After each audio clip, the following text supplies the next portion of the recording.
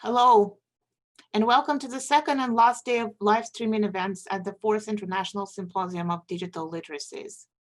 My name is Liudmila Klimanova. I'm chair of this year's L2DL organizing committee.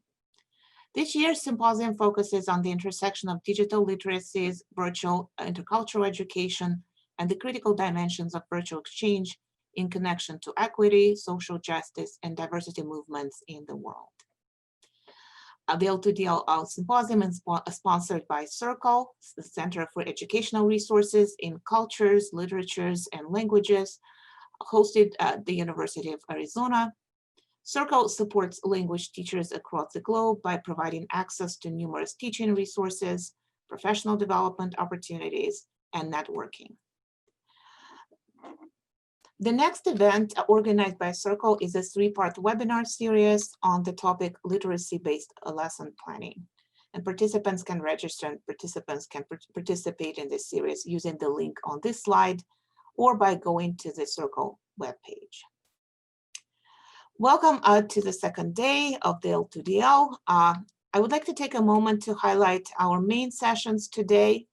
We have a great lineup of invited speakers and panels for you. We also have several special events focusing on the current situation in the world, as well as on the issues in the field.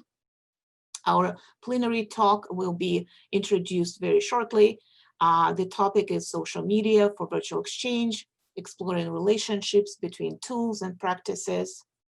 Our next event is panel discussion, digital literacies, virtual exchange, the state of the field, commentary on digital presentations.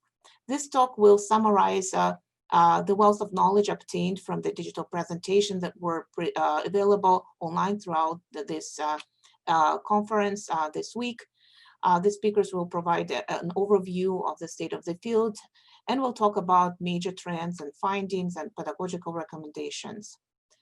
In this talk, we will also point out possible gaps in our understanding of virtual exchange, our understanding of digital literacies and digital pedagogies.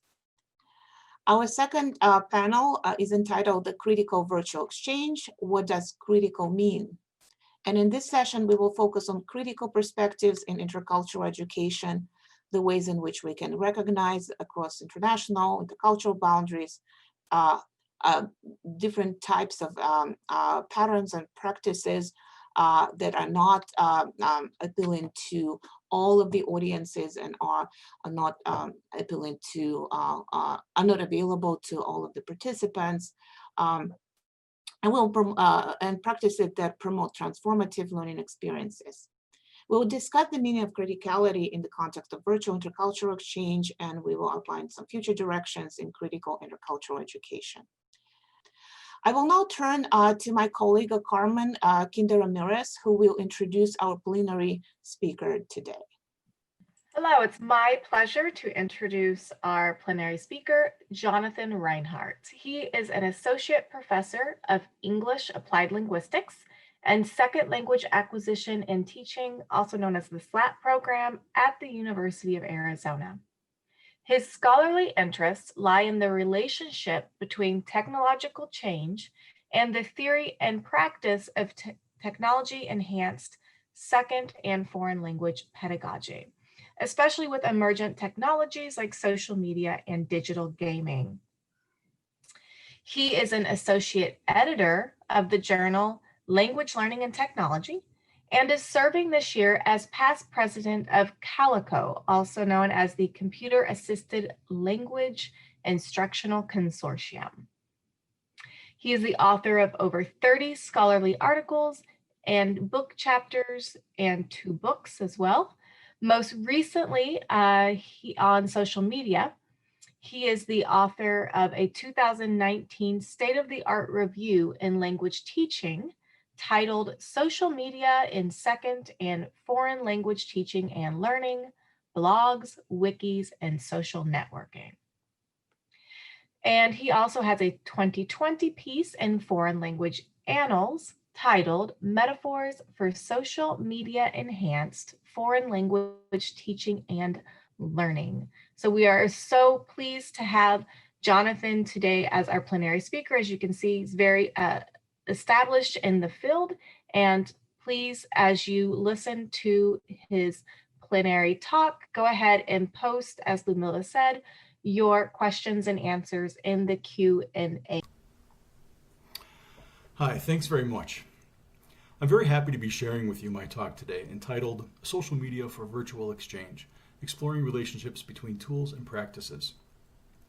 I've used these images to situate the talk first in understandings that literacy technologies and practices have been around for quite some time, and because I find them aesthetically quite cool. I think that to understand them, I would need to recognize and understand the relationships between the creators of these pages, the tools they used, the historical contexts in which they worked, and their audiences.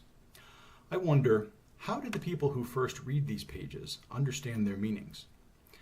How did the medium of these pages, manuscripts illuminated with images and ornament, signifying additional dynamic meaning, how did these enhance the messages that they conveyed?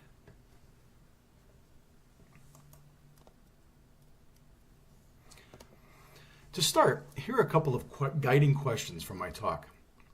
First, to what extent, in what ways, and to what degree does the medium of a technology influence the outcomes of using it? Is media entirely neutral? And if we comprehend the message that our interlocutor intends, is whatever effect it might have not important? Or is there some residue of influence by the medium of the message, its format, its channel, or its mode? And if the medium does have some influence, how do we account for it in our interpretation? Put another, perhaps more obvious way, does the context of a message, the how, who, why, when, and where, influence the what? I think probably we'd all say yes, but I'd like to argue here that our practices do not always reflect this understanding. I think that we sometimes conflate the task with the technology that mediates the task, and that when problems arise, like miscommunication, we assume they are due to the task design, and we don't necessarily distinguish the media from the task, because in some ways wishful thinking sort of leads us to assume that the media is neutral. Second, and relatedly, what factors influence the relationships among internet communication or digital literacy technologies, users, and virtual exchange, or the learning outcomes? Besides task design, we're aware that learner histories and backgrounds may influence outcomes, but how often do we consider, for example, learner histories and dispositions towards those tools and technologies? I think there's evidence that these dispositions are highly influential, or at least influential enough for us not only to consider them in interpretation, but to address them explicitly in any pedagogy where they may be at play. I maintain that because these tools and their cultures of use have become increasingly everyday and habituated, that user dispositions towards them and situated experiences with them prior to any virtual exchange intervention need to be accounted for in our task design and our interpretation.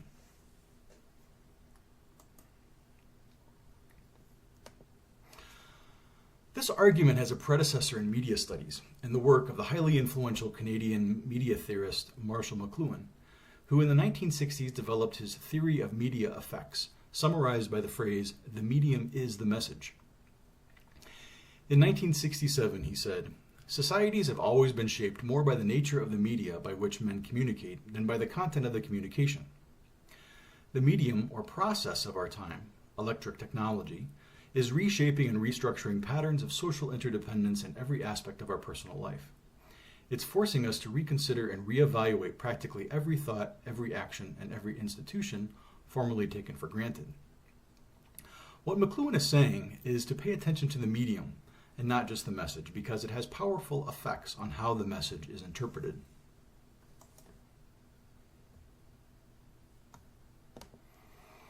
The effect is obvious when we break it down and examine, for example, different media of conversation.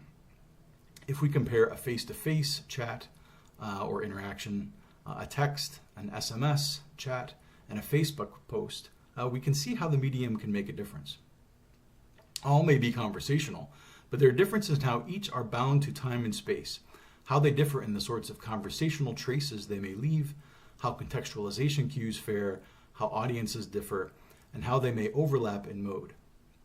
There are more differences and similarities, but the point here is that we know these media effects exist. I think oftentimes that we focus on the similarities. It's interesting that when we report these sorts of conversations to the other, we don't always specify the media, whether we texted or posted or chatted. We just say, they said, or I asked, or I responded, as if the media through which we said, asked, or responded didn't matter since the message was received. So media studies has, since the 1960s, certainly taken McLuhan's adage to heart and debated thoroughly what really is the relationship between a literacy or communication tool and its use. Technological determinism, for example, argues that a technology impacts societal and cultural development. For example, with writing systems, there's a theory that differences in alphabetic versus logographic writing systems, understood as technologies, have led to different understandings of what a nation is or what language is in Europe compared to East Asia, so that Chinese, for example, may be considered one language, while Danish, Swedish, and Norwegian are not, even though they use the same alphabet and are mutually intelligible. Social determinism takes the complete reverse and argues that society develops separately and influences technology so that social and cultural needs give rise to new technologies. For example, the need to network and gossip and socialize has given rise to social networking technologies like coffee shops, salon journals, calling cards, certain telephone designs, and most recently, digital social networking sites like Facebook or Twitter. More generally accepted than either extreme is the idea of mutual shaping. This is the idea that the tool, the context, and the use are interdependent and influence, but do not fully determine one another in a dialectical, ongoing, and emergent relationship. What's important to remember is that mutual shaping doesn't mean that the influences counterbalance each other or cancel each other out, but that the effects go both ways and are nonlinear, complex, and not essentialist in nature.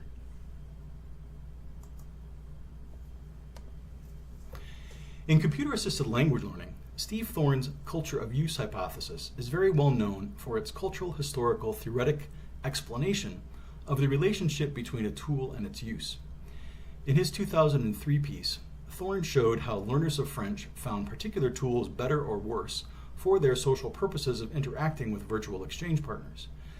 He noted that some found email, quote, the wrong tool for the right job, end quote, of socializing with their partners, because they associated email with formal communication purposes. He explained that a tool like email for these users had acquired characteristics that slowly built up or sedimented through its history, that is, over time, because they had been used in everyday ways. This idea of everyday is key, I think, because it means that it has become habituated and taken for granted, an idea which I'll come back to. So Thorne argues that artifacts embody historical processes that shape and are shaped by human activity. All artifacts, including internet communication tools, are imbued with characteristics that illustrate the intersection of histories of use with the contingencies of emergent practice. He also explains that a tool is not neutral, but that it does not determine its use, nor is its use completely random and determined by external factors. He argues that internet tools are not neutral media, but are relational, in that they mediate the relations between local social material conditions, the cultures of use of internet communication tools, and the communicative goals at hand. Now I have the terms relational and at hand bolded so that you can note their use here for later reference. It's important to understand the concept of everyday here as well, as common, habitual, or routine daily actions and activities, ways of doing and being, about which we are normally unaware because they've become routinized and they've become taken for granted. They contribute to what's called our habitus, which French sociologist Pierre Bourdieu explains is a kind of set of transposable frames comprised of skills, habits, dispositions, which mediates perception of and action towards our life world. The key point here is that we're normally unaware of the everyday as it sort of fades into the background, necessarily so, in order for us to be able to deal with the vast amounts of input we're surrounded with all the time. My point then is that since personal digital technology and social media have become everyday and domesticated, we no longer see them, even though we have dispositions toward them which may impact how we use them.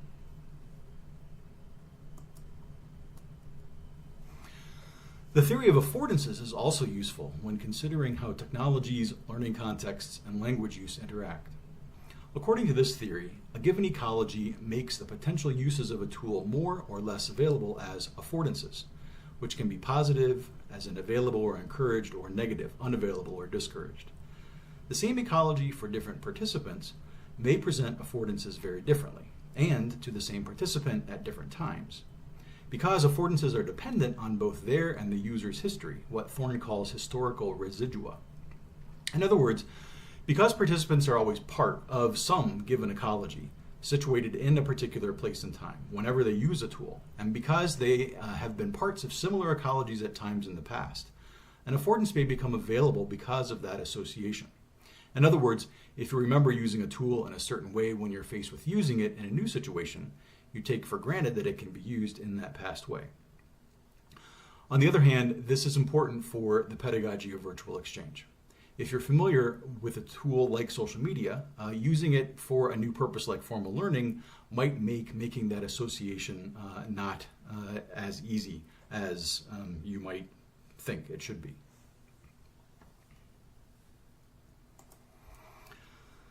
So virtual exchange is by definition technology mediated. The variables at play, having to do with the learners or the participants, the courses, the instructors, all interact with each other through the technologies. Yet the term mediated may mislead us into thinking that the invisibility of the media means that they have little or no impact on the interactions and perceptions that they are mediating. Some media we accept as having influence on online discourse, for example, asynchronous chat where turn-taking is seriously altered, or where the time delay of chat or discussion boards provide affordances for noticing. But for others, it may be more subtle and less apparent, for example, how it may influence personal learner goals and expectations. So as we enter an age where everybody has situated experience with digital literacy technologies, both in and outside of school, these expectations are clearly influenced by participant experiences using these technologies for formal learning purposes, as well as increasingly for everyday purposes outside of school, as, for example, with social media.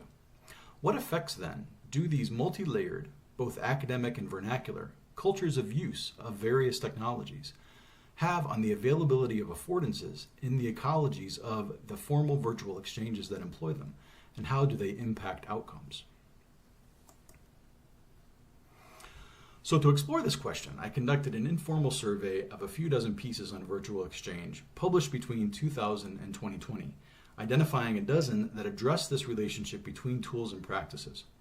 I chose these particular pieces not because they're necessarily representative of the field, but because they support this hypothesis that virtual exchange studies have come to show a more nuanced understanding of the role that technologies play in outcomes over time. So the questions I asked while surveying this literature were, what digital literacy technologies are used in virtual exchanges, and how have they changed over time? How has social media been incorporated into virtual exchanges, and to what degree? And then what influence, if any, are these technologies ascribed in interpretations of its outcomes? Although there were telecollaboration projects before it, Furstenberg and colleagues' Cultura became well known because of its success in virtual exchange between French as a foreign language learners in the US and EFL learners in France. The tools used were online questionnaires, dedicated online forums, video conferencing, and the use of external resources like films and articles. In their 2001 report, there's no direct discussion of how the instructor design interface might have had positive impact on focusing learners on the juxtaposition of cultural notions and the ideas that spurred discussion, only that the website was part of the pedagogy. So we see this trend early on, that technology affordances and influences are considered part of the task design or the pedagogy itself, rather than as something separate to consider. With this report, there was no discussion of any affordances or culture of use specifically associated with the tools used. In fact, the authors seemed to assume that everyday dispositions or past habits would actually be a distraction from the serious task of academic exchange, noting that information about daily life and habits does find its way in, but it happens only after students have exchanged prior views on the cultural concepts. In other words, one possible benefit of a teacher-designed website was that these distracting cultures of use might be written off from the outset.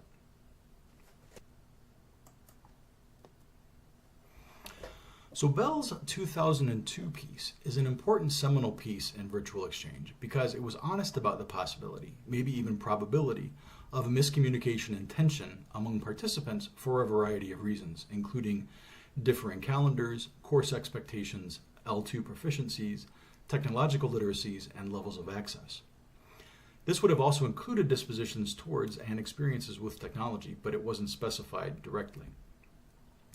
So Bell's students used email primarily to communicate, which, as Thorne noted a year earlier in his Cultures of Use piece, was already being associated with formal and academic domains rather than everyday and casual uses by younger generations. The pedagogy had learners use email primarily to discuss the creation of joint web pages, which seems like a natural use of email, and to formally correct each other's language use, which maybe doesn't seem so natural, but they always embedded it in face-saving moves like apologies, praise, and hedges.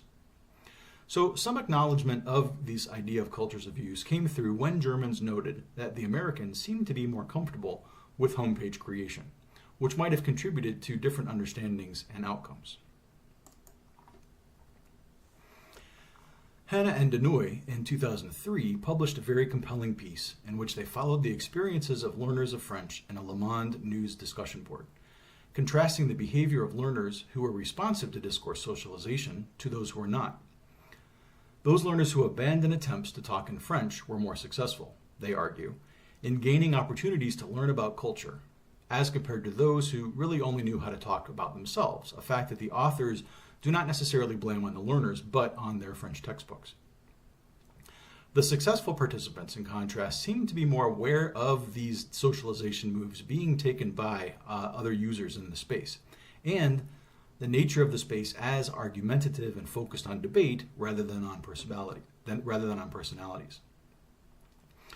So in a key pedagogical implications, the authors note that if the discussion forum replicates classroom practice rather than engaging with the norms and conventions of the other, then we're passing up on a remarkable opportunity to allow students to participate in a cultural practice with and on the same terms as native speakers.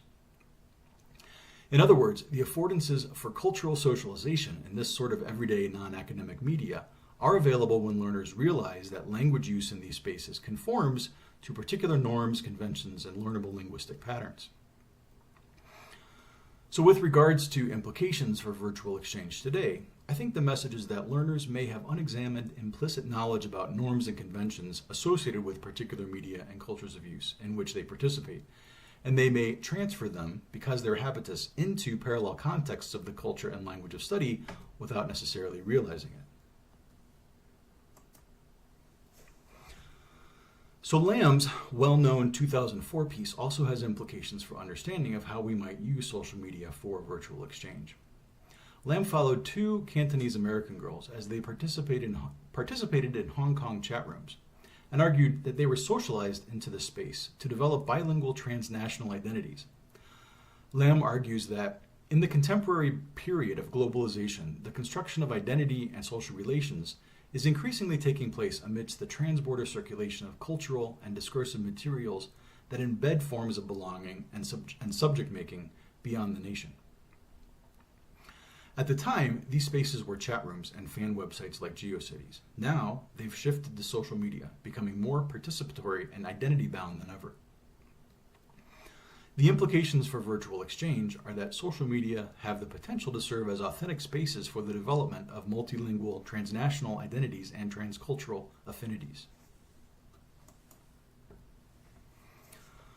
So Ware's 2005 piece on missed communication built on the arguments Bells had started about misalignment among the formal cultures of use that learners in particular communities have developed around the use of certain technologies, both academic and personal. Now, this is only a few years after Web 2.0 developments had really begun to make personal digital technology use both participatory and everyday, and already dispositions or unexamined attitudes are emerging towards what is and what is not expected, even though it may not be until those expectations are violated that users really become aware of them. In other words, cultures of use seem to arise through habituated uses that are unexamined and taken for granted, leading to potential conflicts and misunderstandings. I think Ololo and Ozkas's 2008 piece reflects an attempt to align cultures of use with academic uses, with positive outcomes. They had learners use blogs to communicate with each other, Spanish learners abroad and those at home, about their study abroad experiences. They allowed L1 English use and communicative purposes, and audiences were pragmatically genuine. They noted that blogs aligned with this notion and that the students were already familiar with blogs since they used them already to keep in touch with family and friends. They also separated discussion of the task type from the affordances that the blogs made available, leading to the sharing and increase of understandings of cross-cultural information and perspectives.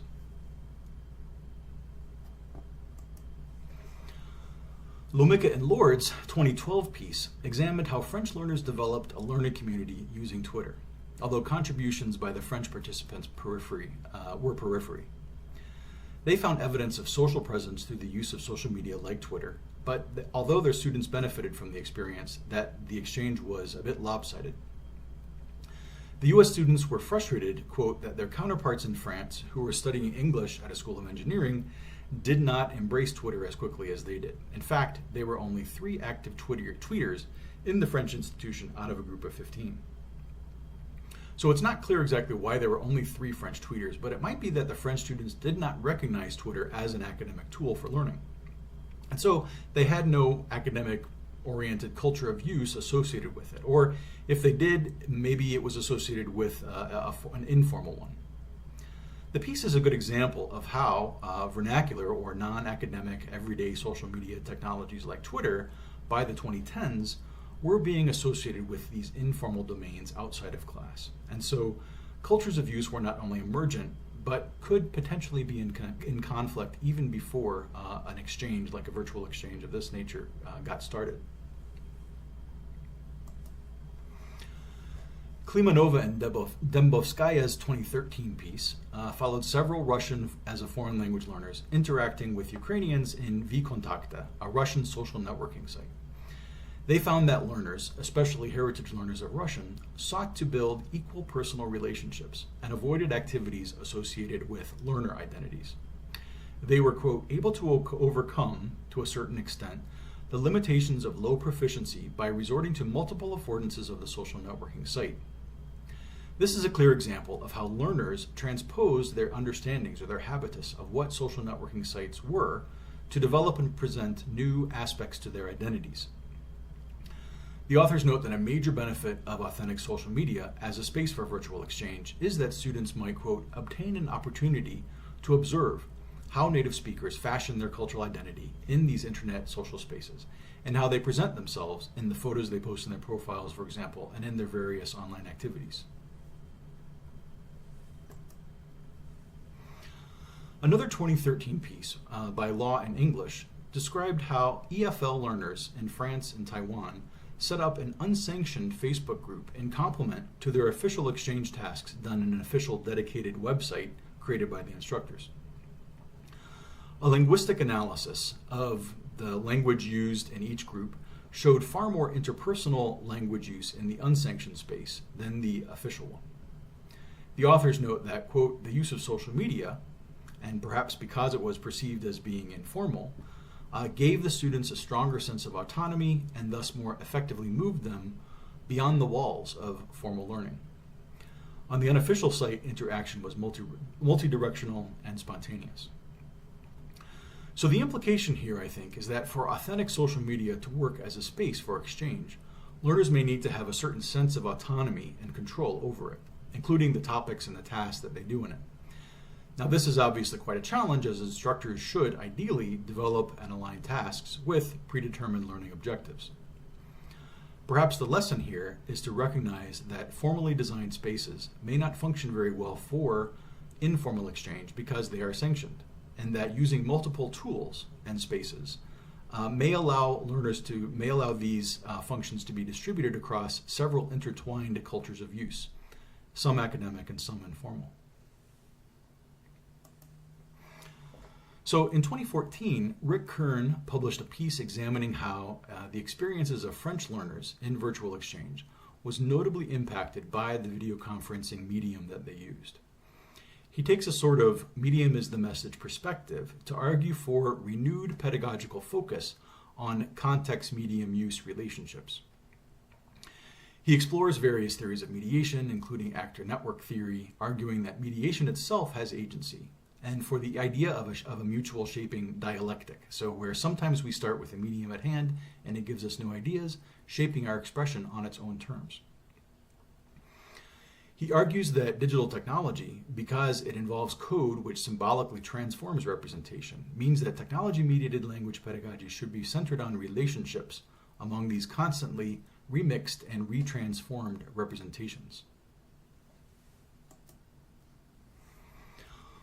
More recently, Dooley's 2018 piece reflects a growing understanding of how non-academic, everyday cultures of use with social media and personal digital technology can impact virtual exchange outcomes. She discusses a middle school EFL to EFL partnership in Europe between learners in Spain and Sweden. The students were supposed to use an array of tools, including Zaption, Google Docs, and Skype, but in fact they used them quite differently than what Dooley calls the task as work plan dictated, and instead they used them as they knew how, as the process demanded. In addition, they used WhatsApp among themselves to communicate when they needed to complete the task with people who weren't there. Dooley calls this, quote, self-initiated technology mediation, which I think speaks to how differently learners who've grown up with a range of digital tools and social media understand the notion of mediating tools being, quote, at hand. Dooley offers this wise implication that planning of communicative tasks might include requiring the students to explore different available tools to resolve communication issues, rather than proposing which tools to use. After all, this is the way in which the use of communication technology evolves in real-life situations. In other words, we might provide learners with a choice of tools, asking them to evaluate them in terms of which is best for the task at hand and why, and allowing them to develop their own situational cultures of use around their tool of choice for the virtual exchange task that they have to complete at the moment. And most recently, in a 2019 special issue of Language Learning and Technology on virtual exchange, Carolyn Fuchs uses the concept of cultures of use to interpret what happened in her EFL to EFL virtual exchange between teacher trainees in Hong Kong and Germany. She found that different groups use different sets of tools depending on availability, preference, and needs. Some groups preferred the tools that others did not, and groups who did not share preferences fared the worst. In other words, localized, contingent cultures of use emerged for groups differently. She notes that, quote, while participants did not explicitly express interest in the use of different social media or technology tools for language teaching, the impact of different cultures of use became significant through the project task phases, as different tasks required different sorts of collaboration. Fuchs offers an important implication to the end of aligning cultures of use that, quote, existing telecollaborative task criteria should be expanded to encourage participants' problematizing of tool socialization and critical incidents related to different tool uses while taking into account the larger socio-institutional contexts. In other words, lead students to critically situate how they've been socialized into certain habits and dispositions towards technology, and get them thinking about how they might use these in specific ways according to the different uses and contexts, and how their partners have been similarly socialized. So in sum, virtual exchange scholarship has focused at all on the relationships between tools and practices, seems to have come to terms with the subtle effects of mutual shaping, insofar as the forces that shape uses are socially situated, dynamic, and not necessarily in perfect dialectic relationship to one another. Virtual exchange scholars have realized that dispositions and relationships among contexts, tools, and uses should be both acknowledged and critically situated. And although they're situated in habitus, cultures of use are localized and emergent, and can maybe be better understood as cultures of users, giving users the agency rather than the tools. So there are many benefits to using vernacular or non-educational popular social media for virtual exchange. But if we do, we have to recognize that social media practices have themselves become everyday in several ways. First, they've become widely accessible in informal and casual times and places. In other words, they've become everyday because of their ubiquity. Second, they're learned experientially through situated use. In other words, they're learned through everyday means, not explicitly with manuals or top-down instruction, but through learning by doing. And then third, they're increasingly mediatizing the practices of everyday life and becoming domesticated in subtle and unnoticed ways. Apps on our smartphones now are regulating and mediating our consumer, our health, our political behavior, even our conference participation in conferences like this. In other words, they're entering everyday domains of life beyond work and school. This means that we've developed expectations, understandings, and preferences towards them that may come into play if we have to use them for purposes other than the familiar.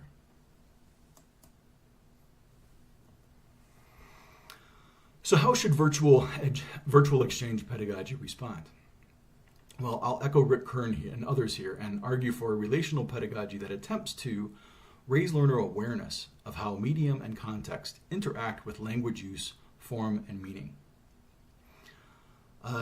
It might develop critical awareness of how technology mediates identities, affiliations, and relationships by, say, looking at examples.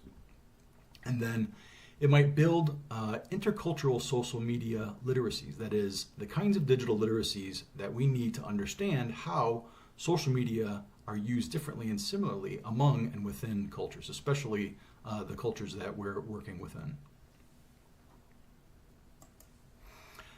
And practically speaking, how might we accomplish this? So here are a few practical ideas for tasks and activities. First, you might survey dispositions, experiences, and expectations of technologies and tools and discuss findings with students. You might discuss what is appropriate or expected in different online contexts and tools and compare how media and context differ with regards to time and space, limits, the trace that's left, contextualization cues, audience considerations, and modes, like I did at the beginning of the talk with looking at 3 different sorts of conversation. You might then compare media use and dispositions among countries or locations participating in the virtual exchange, as well as among individuals. So think about individual variation as well. You might make media and technology a unit topic. And as shared texts, you can think about sci-fi with themes that deal with identity, technology, and media, especially social media, which I think are becoming more common. Many people are probably familiar with Black Mirror. There's a comedy now called Upload on Hulu, I think. Osmosis is a French sci-fi having to deal with media.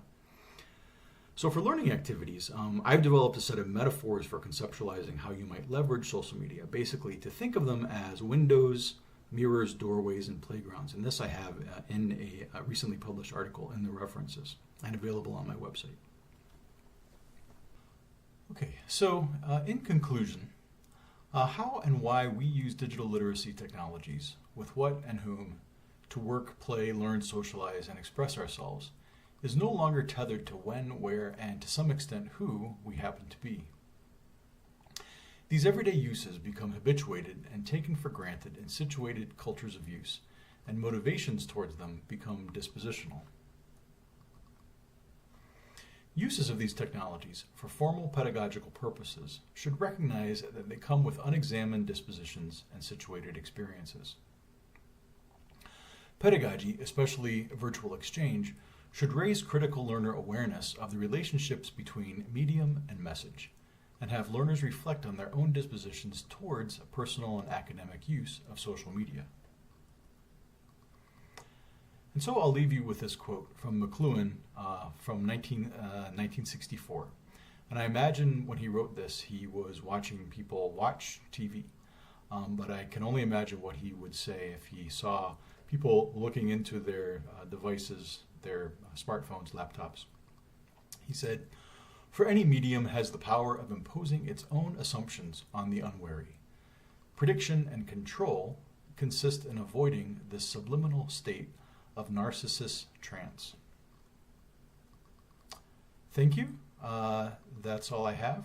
I'm happy to take any questions. Here's my email if you want to send something to me. If you're interested in more of my work, you can go to my homepage, which is the WordPress here. The Arizona.academia.edu page has a lot of my publications on it. And I believe that the handout that was sent before also has all the bibliography, all the references on it. So thank you very much.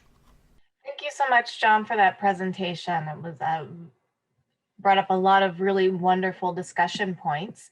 So that being said, I'm going to go ahead and read some of the questions that we received from our audience during your presentation. Emily Krause says, that is fascinating, thank you. Could you give us an example of how students were expected to use Facebook or Twitter in the course? For example, do they have to make posts and make comments on other posts? If yes, I wonder if students were resistant to this use of the personal accounts. Great, thank you. That's a good question. I think, you can use Facebook in different ways, and different people have used it differently. And one of my points is that when we develop a task for Facebook, we want to think about how the students' familiarity, their past habits, their understandings of how to use Facebook don't necessarily conflict, but that we can leverage them for something positive. I don't know, different people have used Facebook in different ways. My own experience is that students don't necessarily want to use their personal. They don't want to have to friend each other. But now, because of Facebook groups, people are able to create a group that people can belong to separately, and so it kind of runs parallel. So my suggestion would be just to do that, to have a Facebook group that people can join, but they don't have to friend their classmates or their teacher. And then in that, for that Facebook group, you may have tasks that are things that people would do through Facebook, like share a link or a video, or comment on another person's, share a meme and then comment on somebody's meme, or say something about a current situation. So in a way, use that separate space, but in a way that is identifiable or relatable. So I wouldn't use it, for example, to post an essay, or correct somebody else's grammar, or something along those lines. Maybe you would have notice something about language and develop some sort of metalinguistic awareness of what's happening. But thinking about making that task align with their understandings of what you use, what one uses Facebook for in general, I think is a good guideline. Thank you. Our next question is about the negotiation of social media tools. So, for example, we have a comment by Olivera about the use of Facebook and Instagram by students in France and Montenegro. Could you speak about how those negotiations have happened in some of the studies that you cited? Can you define what you mean by negotiation? The choice to use the tools, the social media tool. So why did one class use one tool and another used another tool? I don't know why one class would choose one tool over another tool. Maybe their teacher told them they had to use one tool. Maybe the students were given an array of tools to choose from. Maybe they had to come up with a tool themselves and they didn't have one to choose from. They didn't have a selection, a pre-selected collection to choose from. So I guess that's sort of the negotiation that you're talking about. Now, if you run, I would suggest Fuchs to read Fuchs's piece, the 2019 piece, to really get an understanding of how different students in different situations, because of their histories and because of their access capacity, some of her students were actually in mainland China, and so they couldn't use some of the tools that some of the partner classes wanted to use. But some of the students were in Hong Kong, and so they could use it. And what this did is that for the students in the students, the partner students weren't quite able to see these differences.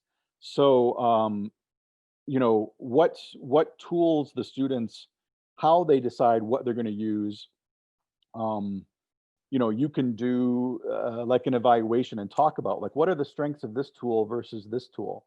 Why might we want to use this tool to communicate? What are its benefits? What are its drawbacks? Like, and students, if they have personal or familiar understandings of these tools, they may say, yeah, I'm used to using this way, and so I can't see using it in this other way.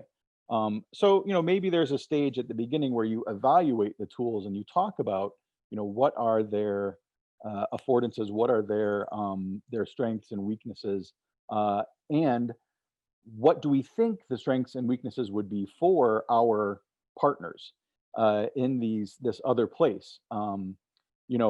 That's where you might think about time differences. And if you have a class that is in a similar time zone, using WhatsApp to find out an answer immediately might be fine. But if they are asleep when you're doing some task, then maybe not. Maybe email would be better. So talking about that, I think, would be worthwhile at the beginning of any kind of pedagogy. Our next question is from Dr. Charmaine Van Blumenstein. This attendee comments, this is very interesting and you make a great point. It is because of social media being made an everyday and casual tool that students definitely may change in their social and academic behaviors in the classroom. However, already we see universities, my university, in parentheses, policing the use of social media in the virtual classrooms. How do we combat this, or could we combat this? That's a very good question. And this is something that, when people were trying to deal with students bringing cell phones or iPhones, smartphones into the class, that teachers and administrators and curricula and universities had to negotiate and discuss. So in the United States, for example, many public school districts for K-12 have certain rules about when you can use some technologies and when you cannot. So I think this can be a drawback for us as language teachers because we are trying to integrate or expose our students to a variety of discourse types and domains and kinds of using language that are everyday, especially if we're trying to teach them a living language that they're going to have to make use of outside of classrooms.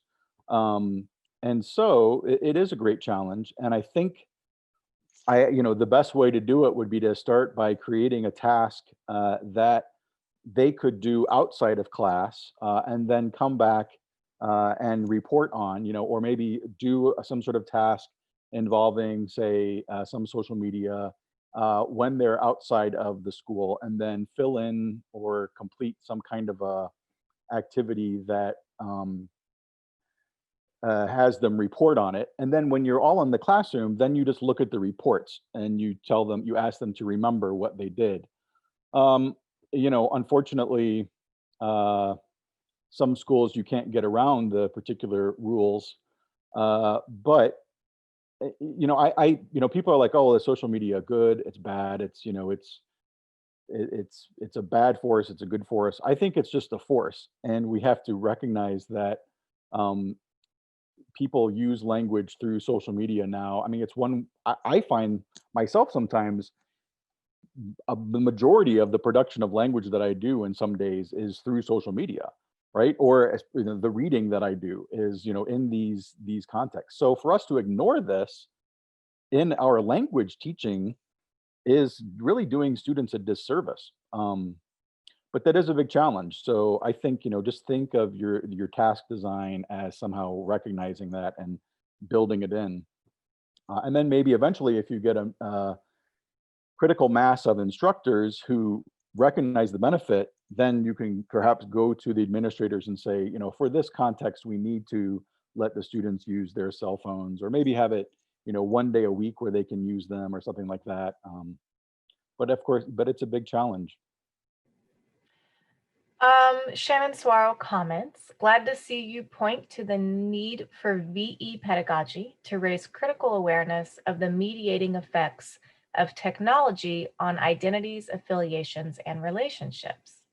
And she asked, do you have an example of a practice you have used or know of that has helped build this critical awareness?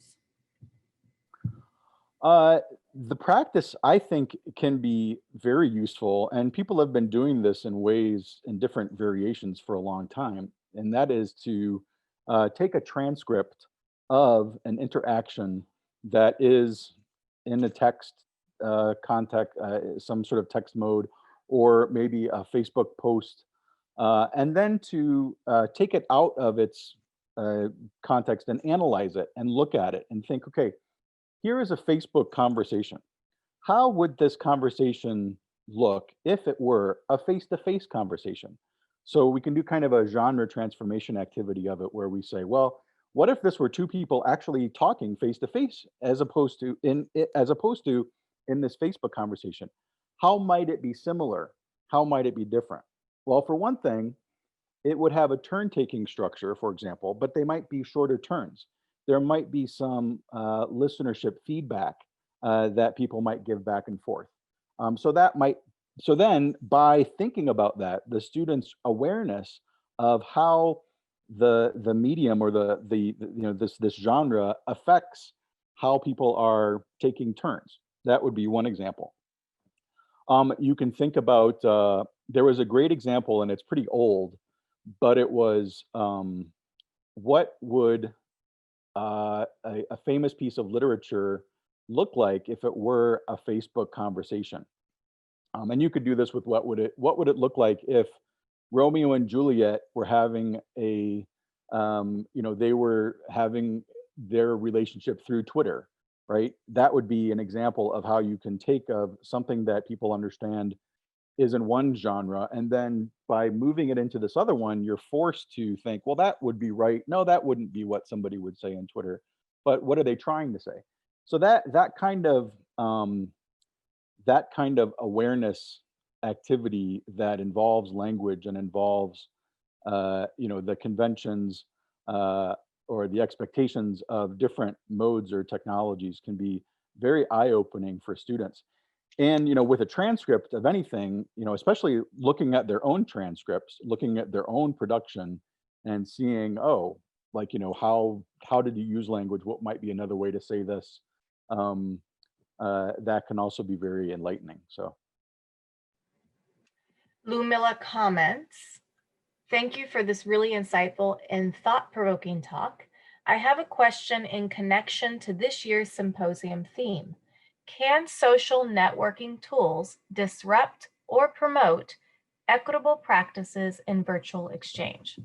that's a very big question, and I think maybe one way to look at that is how have movements that have demanded or have as part of their agenda is to address equitable practices in things like politics or representation or education. How have they used social media tools, and what do they look like? So, I mean, I think it would be a fascinating unit or even a theme for an entire virtual exchange to look at how elections and politicians use social media to get their message out. And I've been following different politicians on Instagram, for example, and Twitter, and looking at how they use them strategically to sort of build their campaign. But a lot of other organizations that have agendas that to build to address equitable social practices in a variety of institutions and domains have used social media to network with each other.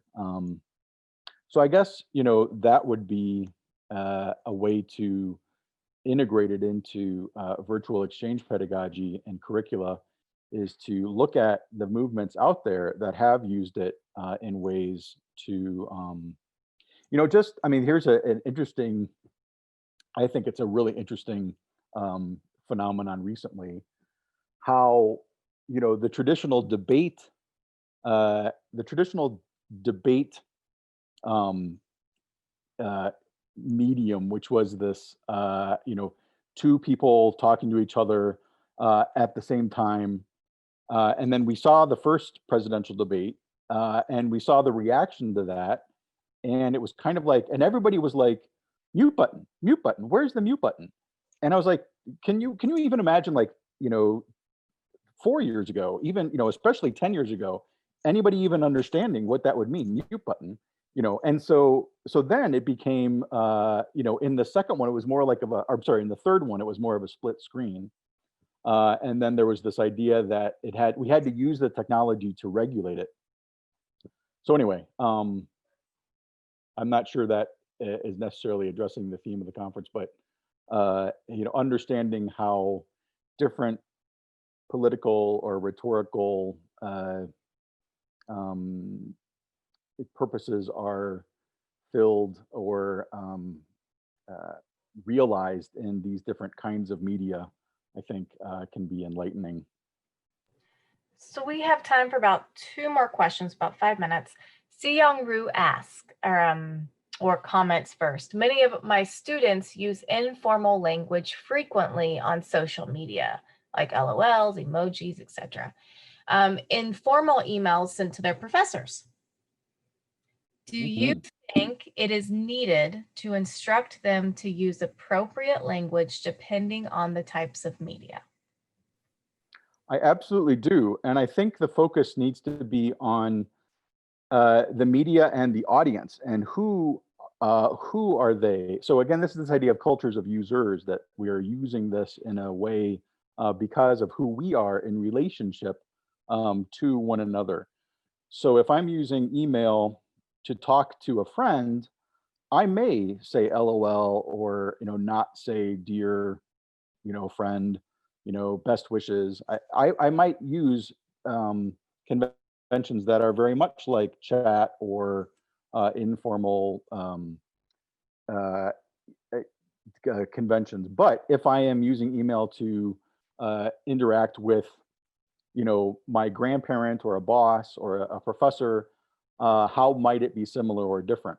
And so in the same way, so email, they might say, well, I wouldn't necessarily use email then for chatting with my friends. And I'm like, well, would you use text to write a formal letter of apology to, your boss or your professor? And so then sort of like basically separating this idea of, the purpose and the medium and the message, and trying to get the students to understand that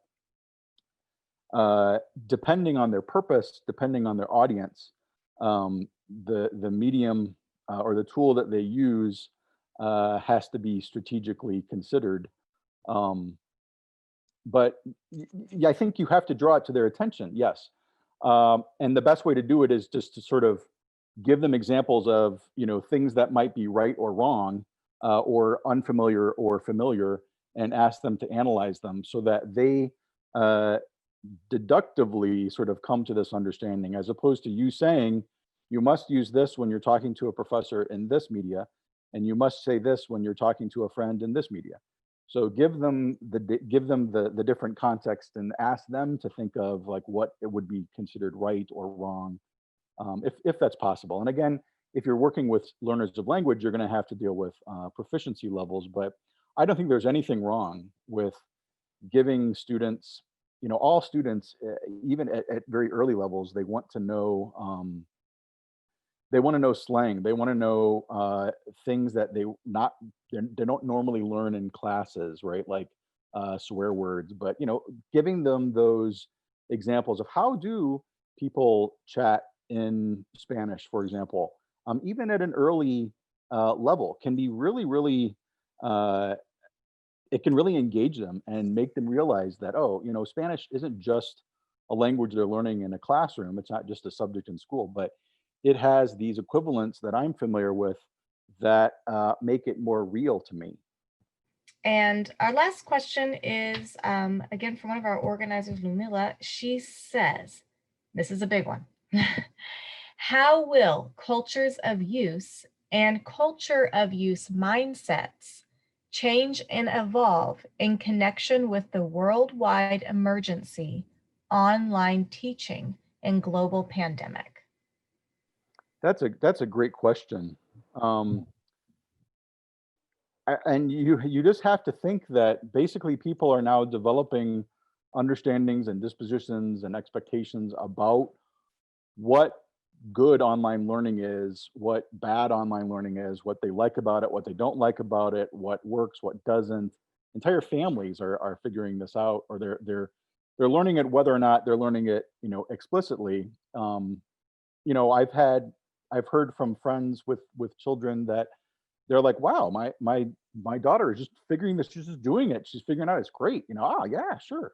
And then other people are like, oh my God, it's a nightmare. I don't know how these teachers are able to manage, like 20 children all through Zoom. And so how are we going to deal with this? I just think that, discussing and making our opinions and feelings and understandings of why we feel one way about one tool in one context and one in another, as long as we're not absolutist about it and we don't say, well, it's deterministic, but that it's really about the context. Well, maybe it was because of, the connection you had, or maybe it was because the materials that your kid was supposed to learn weren't really designed to be learned through technology. Or maybe it was because, oh, you had a really capable teacher who was able to manage all these different learners at one time. And so getting people to kind of relativize it and understand that it had to do with the context. But certainly everyone's going to have opinions, I think. Yeah. Thank you so much for this wonderful presentation and discussion.